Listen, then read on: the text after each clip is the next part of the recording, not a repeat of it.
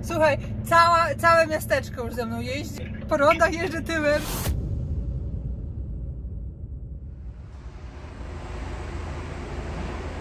Dziś będziemy mieć pięknie zabezpieczone ADR-y.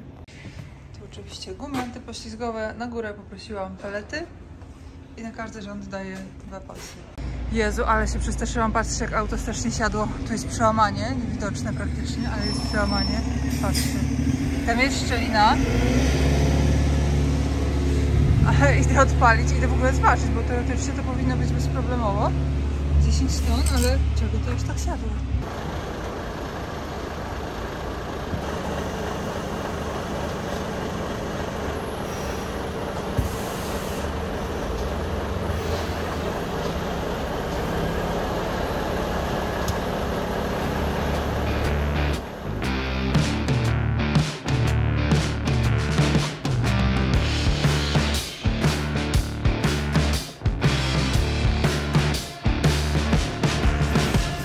Przyznam się szczerze, że nie chce mi się wcale otwierać tej strony jeszcze tylko po to, żeby zapiąć ten rząd palet. Ale już z doświadczenia wiem, że tak czy tak w razie kontroli to co z tego, jak będę mieć tam zrobione, jak później to taki jeden rządek mi policzą 200 € kary. A cały czas czekam na dokumenty. Biuro jeszcze nie zdążyło zrobić dokumentów, więc akurat zrobię te dwa pasy zapnę i spokój.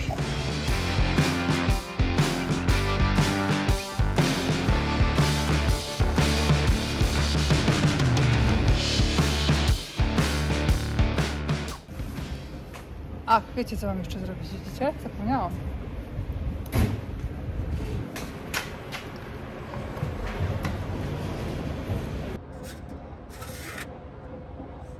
No dobra, dalej czekam na dokumenty, to ładunku, bo nie ma. I zjedź trzecim zjazdem, następnie lekko w lewo. Skręć w lewo na rondzie. Ale bym miała przygody dzisiaj, powiem wam, no, z tym drugim adresem. O, adres zlecenia był właśnie taki, na stadninie koni, ze ścieżką dojazdową tylko i wyłącznie dla pieszych. Coś mi to nie pasowało, chociaż wiadomo, że czasami w takich miejscach też się ładuje, bo do takiej stadniny koni też przecież jeżdżą różne jakieś artykuły na ciężarówkach, ale coś mi to nie pasowało i na szybko zadzwoniłam do Aleksa. Aleks potwierdzał z klientem, klient mówi tak, ten adres, ale przecież jaki problem, skoro tam co tydzień ciężarówki ładujemy. No i w końcu jednak wyszło na to, że inny adres, nie? I popatrzcie, tak to jest ze spedycjami, że po prostu wysyłają, przypychają tylko, żeby pieniądze zarobić, a żeby dokładnie robotę zrobić, żeby kierowcy pogadać się, nawet już nie kierowcy, tylko żeby w zleceniu był dokładny adres, no to już widzicie, nie. Telefon był jakiś tam na internecie znalazłem, ale się nie dało dodzwonić. Aleks dzwonił, wszędzie dzwonił, dopiero przez maila jemu się udało to załatwić. Ale bym się tam... Wjechać, ja bym w tą uliczkę jeszcze wjechała, ale tam później już pewnie była ślepa. Wyglądało trochę jak ślepa dojazdowa typowo na prywatną posesję i to już by był problem. Dobra, idę się meldować. Dzisiaj mi się kończą nerwy i zaczynam rozumieć, o co chodzi Aleksowi z tymi spedycjami, jak się bierze jakieś ładunki spotowe. Tyle się klient upominał, wysyła złe adresy, zajechałam na drugi adres załadunku, który w końcu sami znaleźliśmy przez Google i jak już znaleźliśmy, to tam ci tylko potwierdzili. Teraz przychodzi do czego, zajechałam tutaj, to oni mówią, że ładują jeszcze gdzie indziej, 5 minut stąd. Adresu nie mam, przychodzi jakiś gość, pakuje mi się do auta, żeby on chce ze mną jechać. Ja mu mówię, żeby jechał swoim autem, mówi, że dobra, jedzie swoim autem i każe mi jechać. Ja adresu nie mam, po prostu cyrk na kółkach i jeszcze nie wiem, co w ogóle można jak to określić. Masakra. Hi. Turn and where? Turn and then this direction. Turn around. Yeah. Okay. Then you can drive after me, yeah? So you're going because it's such a mess. This is the second address, and I've got no idea where you're going. Yeah, you can follow me. I will drive. Okay, so. so Me, yeah? all right. So please let me know what car you are. Which car are yours? Silver Opel. Silver Opel. Okay, just give me a second. Jeszcze mi otworzył drzwi teraz, a mam drzwi zakręcone. Ja w ogóle nie wiem, o co chodzi z tymi ludźmi. Oni sobie myślą, że mogą brać teraz do kierowcy, włazić do auta i... Jezu, ale mam nerwy dzisiaj już samo. Na jakimś placyku muszę zawracać. Bo nie wiem, gdzie nas wzięli. Ja po krawężniku jeździłem. Ostatnio jak robiłam przegląd gwarancyjny auta, to właśnie wyszło na to, że ten jest sprzęg, a przy przyczepie generalnie wiecie, to jest to oczko, czyli ten kawałek taki już przy dyszlu, nie? Że to było lekko ukrzywione. I jakim cudem? Nie mam pojęcia. Na oko było bardzo mało ukrzywione, ale generalnie no było. A teraz jak sobie myślę, że jak ja muszę robić czasami takie zawrotki jak tutaj, no to w sumie to co się dziwić. Dobrze, że przyczepa jest praktycznie lekka, tylko ma tam niecałe, nie wiem, 1,5 tony, nie? A jak ten mnie gdzieś prowadzi pod zakaz, to ja nie wiem, co ja mu zrobię. A niech mi tylko tutaj na prawo skręcą na tym rondzie, to ja nie wiem, co ja im zrobię. A boję się, że tak będzie. Kurwa, patrzcie, że skręcają tutaj. I patrzcie, że tak jest.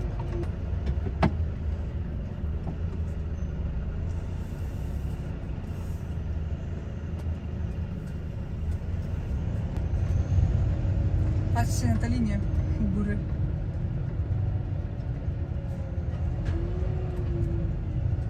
Jakieś węże są z wodą.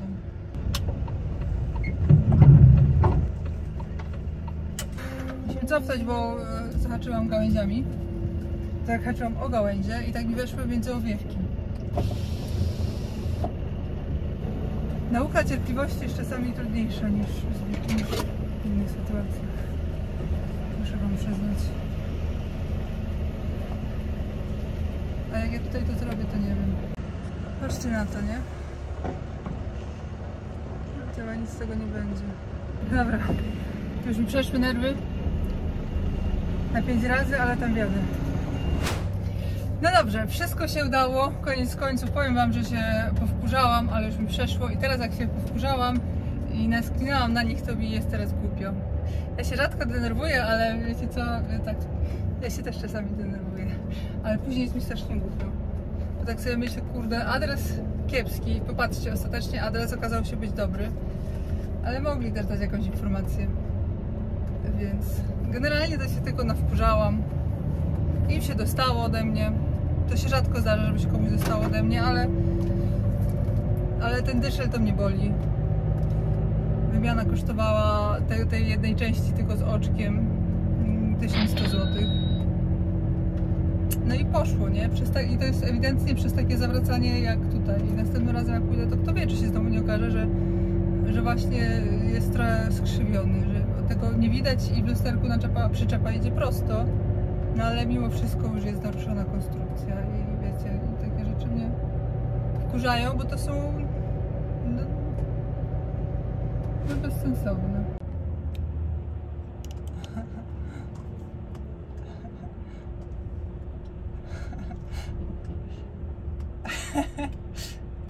Atrakcje dodatkowe.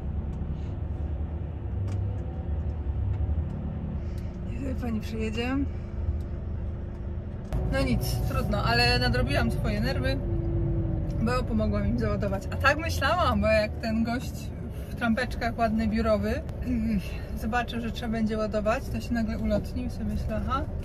I się pytam tego właśnie gościa, który został, który chciał ze mną jechać na początku, kto będzie teraz ładować? Taka zła już, nie? A on był cwany już mężczyzna, już wiedział, że nie ma co mówić, że ty jesteś kierowcą, ty ładujesz. I powiedział, no ja, tylko będę musiał przykładać sobie wózkiem widłowym i wtedy paleciakiem. Ale to ja. I tym stopił moje serce i ja mu powiedziałam, Nie, no dobra. szkoda czasu, razem zrobimy to szybciej. I on powiedział, Na dziękuję. końcu drogi skręć w lewo, I koniec, następnie już wszystko lekko w załatwione. prawo. Pomyślę sobie właśnie, jakby to było, jak gdyby mi powiedział, że ty, to bym w życiu tego nie zrobiła. Ale że powiedział, że ja, no to stwierdziłam, dobra. W świetle prawa, załadunek, rozładunek, nawet zabezpieczenie towaru, słuchajcie, nawet zabezpieczenie towaru należy do załadowcy i rozładowcy w ramach konwencji CMR, która obowiązuje no, w całej Unii Europejskiej, więc nie jest to moja praca rzeczywiście, ani żadnego kierowcy, ale tak się przyjęło, że tak jest, nie? Bardzo często, ale to jest niezgodne z prawem, żebyście wiedzieli. Na 100% potwierdzone przez wszystkie kancelarie prawnicze, transportowe. Nie jest to mój wymysł. Skręć w lewo, następnie lekko w prawo. Ojejku, udało się. Powiem wam tak, że ładunek jest, cała trasa jest zaplanowana genialnie. Jest po prostu wręcz idealna. Pierwszy przystanek za Rzymem, zaraz na południe od Rzymu. Tam zrzucimy właśnie te paletki. A drugi przystanek na Sycylii. Przejedź przez rondo i zjedź trzecim zjazdem. Był taki pierwotny plan, że być może na Sycylię pojadę samą solówką, no ale w związku z tym, że bo miało być tylko 7 metrów miało być tylko 7 metrów ładunku, ale ostatecznie się okazało, że na 7 metrach się to nie zmieściło, jeszcze zabrało mi z przyczepy miejsce, więc bardzo problematyczne były te załadunki, znaczy problematyczne, dużo, bo patrzcie, takich niepotrzebnych problemów. Tu klient sobie zamówił mnie, a właśnie, bo wam nie opowiadałam, klient zamówił sobie ciężarówkę na wczoraj. I ja przyjechałam wczoraj specjalnie taka zjajana, bo wszystko było zaplanowane Zjedź tak, L122, następnie trzymaj się prawej strony. to wszystko załatwię jednego dnia, czyli rozładuję, załaduję i drugie jeszcze załaduję, nie? I to było wszystko na jeden dzień idealnie. Ale się okazało, że w pierwszym miejscu załadunku zaczęły wychodzić problemy, że niby jest zły numer referencyjny. Po godzinie w końcu się udało dotrzeć do tego, że numer jest dobry, tylko że jest na dzisiaj. No to wtedy już od razu oczywiście wojna. No bo przecież nie może być tak, że ciężarówka w ciągu dnia pracowała tylko 3 godziny. Przez to, że klient sobie... Po 300 metrach olewa, trzymaj się prawej strony, następnie zjedź. Więc skończyło się na tym, że no tak czy tak firma ogromna, jak widzieliście, dużo magazynów miała. Ja się ładowałam na 12, a chyba było 14 wszystkich. Więc no powiedzieli, że nie ma szans tego załadować wczoraj, także Alex jako doświadczony człowiek transportu wynegocjował postojowe. Także stała, owszem, ale nie za darmo. I tak to ma być. Po 500 metrach. Przecież nie może być tak, że ciężarówka, która kosztuje na ten moment 200 000 złotych, zestaw, będzie stać cały dzień, bo jakiś klient ma wywalone. Czy to się załaduje dzisiaj, czy jutro? Przecież to kosztuje pieniądze. To kosztuje czyjąś pracę, czyjś czas, czyjeś pieniądze. I to nie 100 ani 200 euro dziennie. Wszystko dobrze się skończyło, ale nerwów kosztowało i mam nadzieję, że tylko przy tej zawrotce nie skrzywił mi się ten... Jak to się nazywa? 2300 do celu. Sycylia na drugi.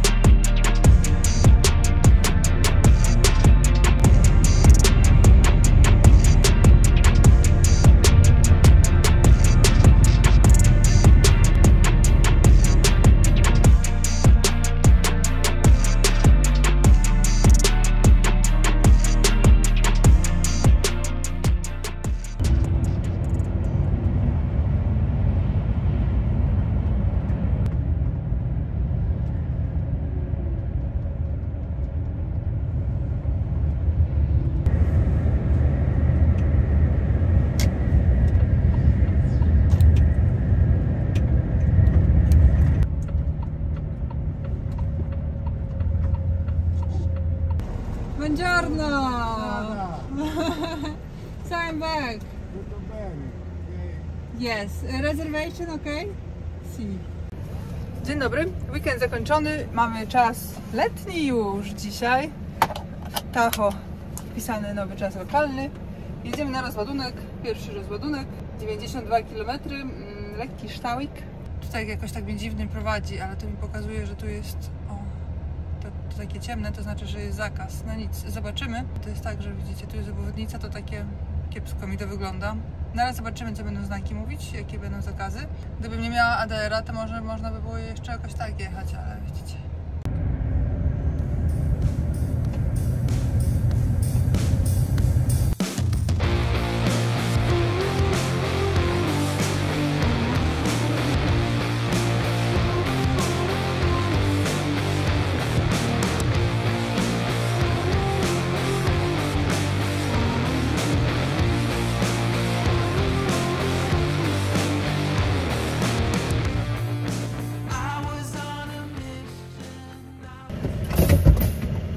Ciekawe to jest, ciekawe, no zapytam się, to tutaj po prawej to może być to. Ja mam jakąś teraz inną nazwę tego, ale to nie tu. Tu jest piazza, ale wjechało jedno auto i dzięki temu tak szybciutko skoczyłam, żeby zawrócić. Także zawrócimy tutaj spokojnie. To jest bardzo dużo, bo mi przyszło tutaj cofać na tą ulicę, gdzie ciężko było wjechać przodem. Goście zaglądają. Mad Max tu, a ja... Dobra, teraz tak, stanę sobie tutaj. Może się uda jakoś tak znaleźć. Ciao, parleno italiano. Multi-shop, si Corso della Repubblica 110. O, grazie, grazie mille. Popilotuje mnie pan. Jak miło.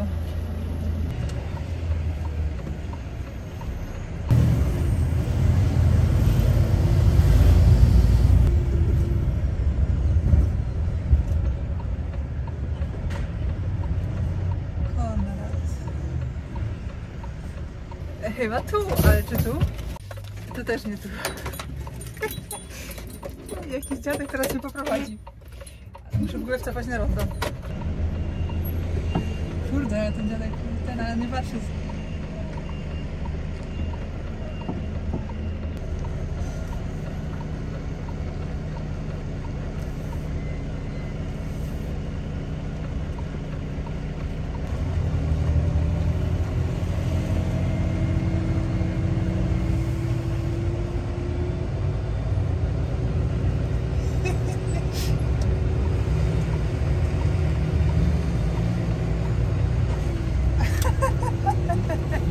Ja nie mogę, no ludzie! O, ten pan, który biegnie, to mnie prowadzi właśnie do sklepu. Ciao, grazie! Jest aż mnie głupio, powinnam była mu zaproponować, żeby siadał ze mną.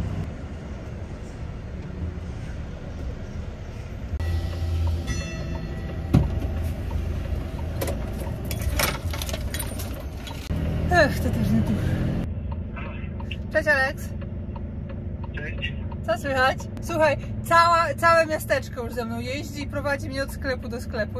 Po rondach jeżdżę tyłem, różne rzeczy się tu dzieją, ale wiesz co, opcje mi się chyba skończyły.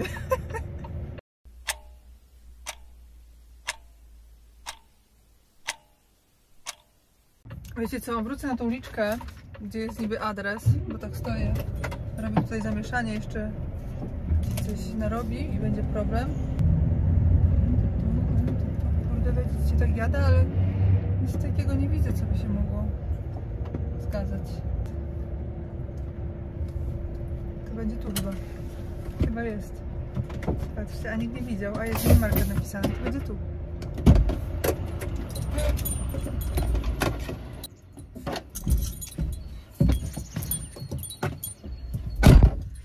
Pójdę sobie zawrócić, póki jest może jakiś później ktoś zajedzie i będzie ciężko zawrócić. Hej, ciao! Nie wiem, co ci Włosi mówią, ale są mili, cieszą się, to ja też. And we are loaded here? Yes.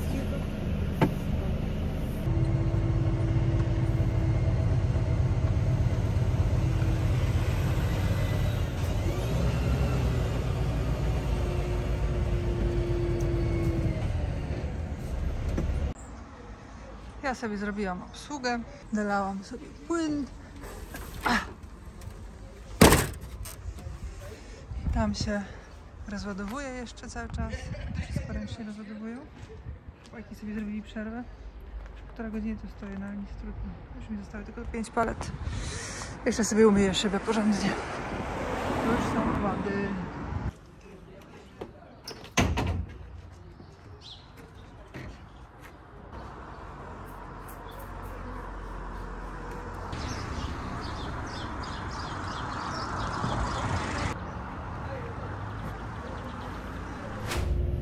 No i po robocie w końcu, kurde, wiecie co? Zajęło to 2 godziny sam rozładunek. Dużo za dużo. Ale dobra, jedziemy teraz na Sycylię. Troszeczkę już lżej, chociaż to nie było ciężkie, to miało 2 tony. 650 do promu. Dzisiaj mam wyjechane 2 godziny, 8 godzin do promu. No to jutro będzie przeprawa promowa w takim razie. Jutro płyniemy promem na dzień dobry na Sycylię. Ale będzie fajnie. Prom podobno ma bardzo trudny i wymagający wjazd. Już mi kilka osób mówiło, że się podniosło maksymalnie na poduszkach przy wjeździe i uważała mocno na sprzęg. Podobno ciężko się wjeżdża. Zobaczymy. Mam nadzieję, że z Wami to ogarniemy. Nawet nie wiem, ile trwa przeprawa, ale koniec godziny. Jejku, przestałam używać mikrofonu. Przepraszam Was za to. Muszę to zobaczyć.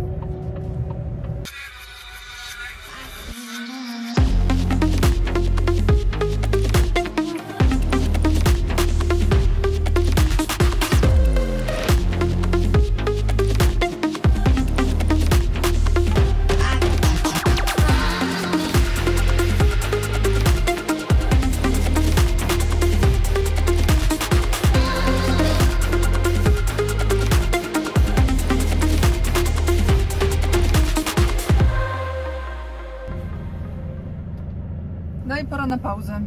386 do promu, 550 do celu. Dzisiaj dojadę w okolice promu, jutro popłyniemy promem, a teraz idę na stację. Psy, Jezu. Powiem Wam, że psy na stacjach benzynowych, na truck stopach, to już zawsze objaw takiej biedy. Ten pies nie wygląda na biednego, ale wiecie.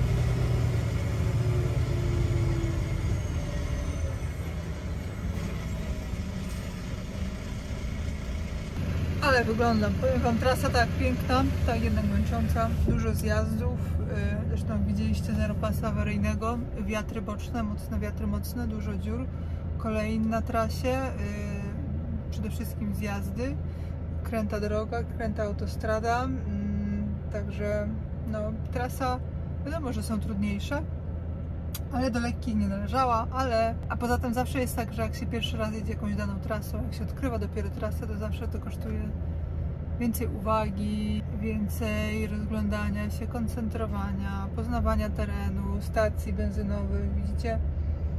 Tak stanęłam, ale no nie powiem, że czuję się tutaj bezpiecznie. Ale następna stacja, to są jakieś dziwne, ja mam 8 godzin już wyjechanych, jestem też już dosyć zmęczona. Wszystko widzicie, 4 miejsca. Mała stacja na osobówkach, piszą, że się staje ciężarówką, no to trochę lipa, nie? 3 km. Strasznie wolno internet tu działa, wiecie, ładuje się i ładuje. Jejku, same Iveca tu jeżdżą. Tak w Grecji same Volvo jeździły, tak tutaj same Iveca. Czerwone, białe i ewentualnie niebieskie. Dziwne, że nie zielone. Powiem Wam, że ta druga stacja benzynowa za 60 km jakoś mnie bardziej przekonuje niż ta. Tutaj tak do wysokości miasteczka. Wiecie co, jedziemy tam. Nie czuję się tutaj bezpiecznie. 63 km to spokojnie dojadę, a widzę, że tam są kombinacje, tylko czekajcie, bo tam. Jedziemy. Takie jest zawsze moje podejście, że jak się nie czuję bezpiecznie, to jadę dalej. Szczególnie, gdy jest się na nowej trasie, na nieznanych terenach.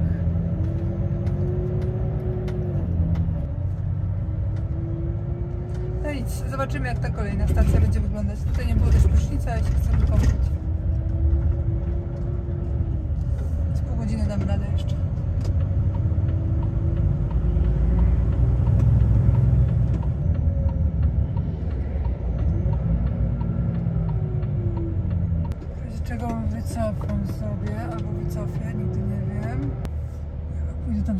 dystrybutorach sobie.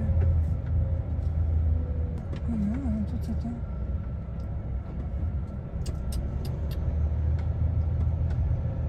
W sumie będę jeszcze lepiej, bo tak, skoro tu jest zamknięte,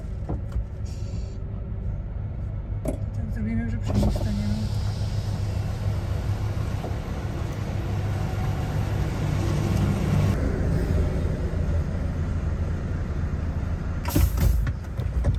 Zobaczymy, jak to wygląda z zewnątrz. Jeszcze możemy podjechać.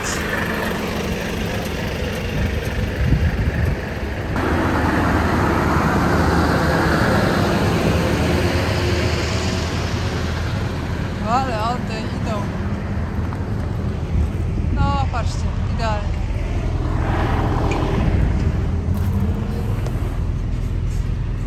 No, tamten staje tak jak ja, tylko że ja jestem trochę dłuższa. Mi się zdawało jakoś, że to za bardzo. Ale wcale nie wyglądało to głupio. Ale tu jest jeszcze lepiej, co? No, myślę, że tu jest lepiej. Tu jest idealnie. Nie będę podjeżdżać. To jeszcze później sobie zapomnę, opuszczę na poduszkę i będzie tylko takie... To już w ogóle ten ostatni odcinek był naprawdę już trudny, powiem wam. W którymś momencie wyłączyłam kamerę, bo stwierdziłam, że nic nie będzie widać i wtedy już się zaczęły takie aż prawie serpentyny. Jak ja na 60 jechałam 55, to sobie wyobraźcie, a jeszcze w pewnym momencie po prawej stronie był ten mur, po lewej bariery takie wysokie, jeszcze czasami autostrada z drugiej strony była wyżej i świecili mi w oczy, naprawdę kawałek drogi był ciężki. 63 km jechałam chyba z godzinę, masakra. Ale nic, dojechaliśmy szczęśliwie, idę się kąpać. To co, do zobaczenia jutro, jest godzina, ale popatrzcie, 8:52 wyjechane, 8:40, no Jezu, -3, to jest 5:40, mogę startować.